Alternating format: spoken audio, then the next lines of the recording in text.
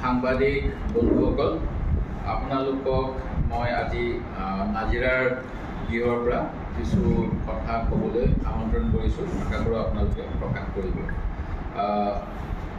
যোৱাকালি মই গুৱাহাটীৰ পৰা আহিলোঁ আৰু গুৱাহাটীত অসমৰ ৰাজভৱনলৈ গৈ অসমৰ সন্মানীয় ৰাজ্যপাল লক্ষ্মণ প্ৰসাদ ডাঙৰীয়াক আমাৰ অসমত যি কেলেংকাৰী হৈ আছে, এই কেলেংকাৰীৰ কাৰণে যাতে এটা উচ্চ পৰ্যায়ৰ গুৱাহাটী উচ্চ ন্যায়ালয়ৰ কৰ্মৰত ন্যায়াধীশৰ তত্বাৱধানত অনুসন্ধান হয়, যাতে কোনো দোষী হাৰি নাযায়, তাৰ বাবে স্মাৰকপত্ৰ প্ৰদান কৰিম। আৰু এই স্মাৰকপত্ৰত উল্লেখ কৰিছোঁ উজনি নামনি সকলো ফালৰ পৰা কেনেকৈ আমাৰ দুখীয়া মানুহৰ হাৰ ভগা শ্ৰমৰ বিনিময়ত সঞ্চয় কৰা ধন এই কোম্পানীসমূহে অধিক ৰিটাৰ্ণ দিম বুলি কৈ কেনেকৈ তেওঁলোকক প্ৰবঞ্চনা কৰি এতিয়া পলাতক হৈ আছে। আৰু এই ক্ষেত্ৰত যিহেতু ই এটা অতি গুৰুত্বপূৰ্ণ বিষয়, ইয়াৰ প্ৰতিকাৰ কৰিবলৈ 2013 চনত আইন অনা হৈছিল। আইনো উলংঘা হ'ল, কাৰণ যিকোনো এটা ট্ৰেডিং ফাৰ্ম হ'বলৈ হ'লে আমাৰ স্থানীয় মিউনিচিপালিটিৰ পাৰ্মিশ্যন ল'ব লাগে। দ্বিতীয় কথা, উপায়ুক্ত মহোদয়কো তেওঁলোকে আবেদন কৰিব লাগে। উপায়ুক্ত মহোদয়ে চালি জাৰি চাই দিব লাগে নে নালাগে ব্যৱসায় কৰিবলৈ, সেই গোটেইখিনি কৰিব লাগে।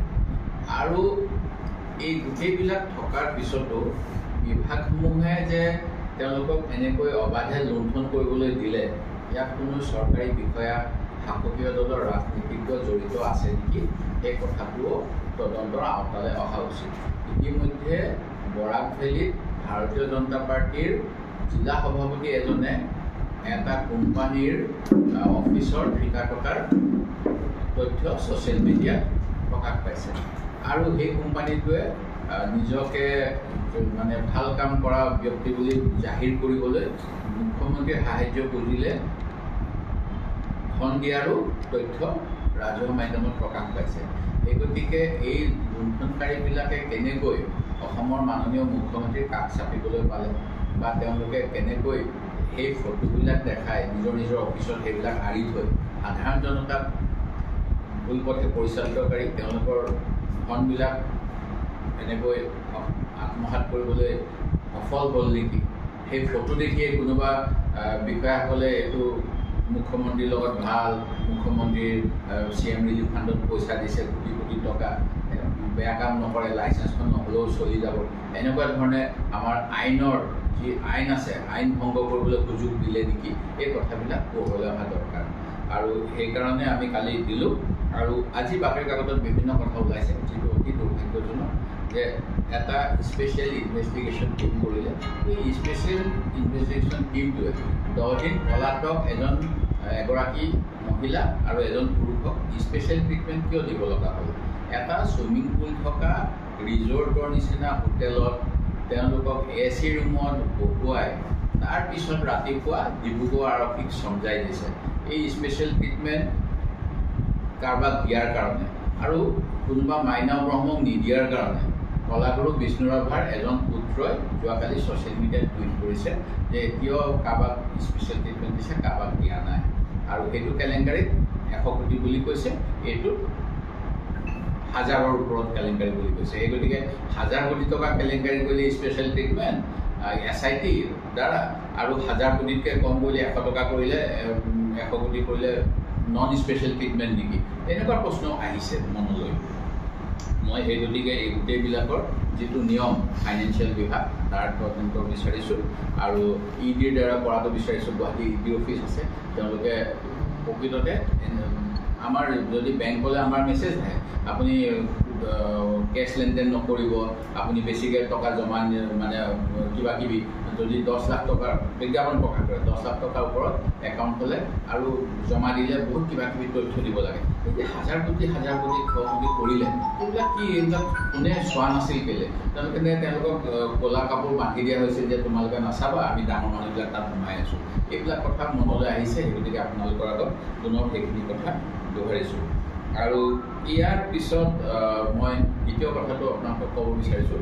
মুখ্যমন্ত্ৰী মহোদয়ে যোৱাকালি কচুতলিত উচ্ছেদ অভিযান চলি আছে যোৱা 5 দিন ধৰি, আৰু এই উচ্ছেদ অভিযান তেখেতে দাবী কৰা অনুসৰি মই আজি ৰাতিপুৱা এটা পৰ্টেলৰ নিউজ পাইছোঁ চেনেলৰ যে কৈছে যে কংগ্ৰেছ দলে যোৱাকালি এই যিসকলক উচ্ছেদ কৰা হৈছে তেখেতসকলক উঠি যাবলৈ মনা কৰিলে, তেখেতসকলৰ মানে তেওঁলোকৰ এই মাটি উঠাই নিলে প্ৰতিবাদ কৰিবলৈ উৎসাহ জনালে আৰু বিশেষকৈ মোৰ নাম লৈছে যে দিনৰ 10:30 বজাৰ পৰা মই হেনো প্ৰচাৰ তীব্ৰ কৰি দিছিলোঁ যে এই উচ্ছেদৰ প্ৰতিবাদ কৰিব লাগে। এই কথাবিলাক মুখ্যমন্ত্ৰী ডাঙৰীয়াই কিহৰ ভিত্তিত ক'লে মই নাজানো। মই আপোনালোকৰ মাধ্যমেৰে অসমৰ সমূহ জনতাক ক'ব বিচাৰিছোঁ, মই এনেকুৱা কোনো কাম যিখিনি মানুহৰ ক্ষেত্ৰত সন্দেহযুক্ত নাগৰিক বুলি উল্লেখ কৰিছে বাতৰি কাকতৰ বিভিন্ন মাধ্যমত, সন্দেহযুক্ত নাগৰিকক সহায় কৰা কাম অসম কংগ্ৰেছ দল আৰু মই দেৱব্ৰত শইকীয়াই কেতিয়াও কৰা নাই। এইটো এটা মোৰ প্ৰথম কথা। দ্বিতীয় কথা, মুখ্যমন্ত্ৰী মহোদয়ে যিটো কথা ক'লে যে আমি উৎসাহ জনাইছোঁ 10:30 বজাৰ পৰা, এই কথা একেবাৰে অসত্য। মই আজি পুৱা প্ৰদেশ কংগ্ৰেছৰ সভাপতিক সুধিছোঁ, আমাৰ সামাজিক মাধ্যম গুৱাহাটী জিলা কংগ্ৰেছৰ সভাপতি আৰু মৰিগাঁও জিলা কংগ্ৰেছৰ সভাপতি সকলোকে সুধিলোঁ, তেওঁলোকে সকলোৱে কৈছে আমি কোনেও এনেকুৱা ধৰণৰ প্ৰচাৰ কৰা নাই যি প্ৰচাৰৰ দ্বাৰা এই বেদখলকাৰীসকলক আমি কিবা উৎসাহ জনাইছোঁ। প্ৰকৃত কথাটো হ'ল যে এই গোটেই কথাবিলাক মুখ্যমন্ত্ৰী মহোদয়ে ইছ্যু ডাইভাৰ্ট বুলি যিটো কোৱা হয়, ইছ্যু ডাইভাৰ্ট কৰিবলৈ আৰু কংগ্ৰেছ দলক বিভিন্ন প্ৰকাৰে যোৱা সময়ছোৱাত তেখেতে যত দুখ নন্দ ঘোষ এই বুলি এটা প্ৰবাদ আছে। এই প্ৰবাদ অনুসৰি উজনি অসমত তেখেতসকলে যিহেতু মুখ থেকে চাখালে যোৱা লোকসভা নিৰ্বাচনত তাৰ পিছৰ পৰা কংগ্ৰেছ দলক চক্ৰান্ত কৰি অসম বিৰোধী সাজিবলৈ যত্ন কৰি আছে, তাৰে এটা অংশ। আৰু সেই গতিকে তেখেতে মোক এটেক কৰিছে, মই যিটো কথা কোৱা নাই। তেখেতে উল্লেখ কৰিছে যে 10:30 বজাৰ পৰা মই প্ৰচাৰ চলাইছোঁ, এইটো একেবাৰে গুৰুকাৰ অসত্য কথা। যোৱাকালি দিনৰ 10:15 পৰা মই গুৱাহাটী বিশ্ববিদ্যালয়ৰ এখন ছেমিনাৰত উপস্থিত আছিলোঁ আৰু 12:20 মানত মই সেই ছেমিনাৰৰ পৰা ওলাই আহি অসমৰ ৰাজ্যপালক লগ ধৰিবলৈ ৰাজভৱনলৈ গৈছিলোঁ আৰু ৰাজভৱনৰ পৰা ওলাই অহাৰ পিছত দিনৰ 2 বজাত মই সাংবাদিকসকলক গুৱাহাটী ৰাজভৱন চৌহদৰ পৰা সম্বোধন কৰিছিলোঁ। তাৰ পূৰ্বে দুটা পৰ্টেলে মোক গুৱাহাটী ইউনিভাৰ্চিটিত সুধিছিল, নিউজ লাইভ আৰু এটা কিবা নৰ্থ ইষ্ট নিউজ জাতীয় কিবা এটাই, আৰু তাত মই এই ছেমিনাৰৰ বিষয়েহে কৈছিলোঁ, মই উচ্ছেদৰ বিষয়ে একো কথা কোৱা নাই। কিন্তু তাৰ এদিন পূৰ্বে সংবাদ মাধ্যমৰ আগত মই এই উচ্ছেদ অভিযানটোৰ বিষয়ে কৈছিলোঁ। যিখিনি কথা কৈছিলোঁ সেইখিনি হৈছিল এটা তথ্যৰ ভিত্তিত। 14/3/2024 তাৰিখৰ দিনাখন প্ৰধান সচিব তথা ৰাজ্যিক লোকতথ্য বিষয়া ৰাজহ বিভাগক এটা প্ৰশ্ন সোধা হৈছিল, অসমত বৰ্তমান VGR PGR চৰকাৰী খাছ ভূমি, জলাশয়, সত্ৰ অথবা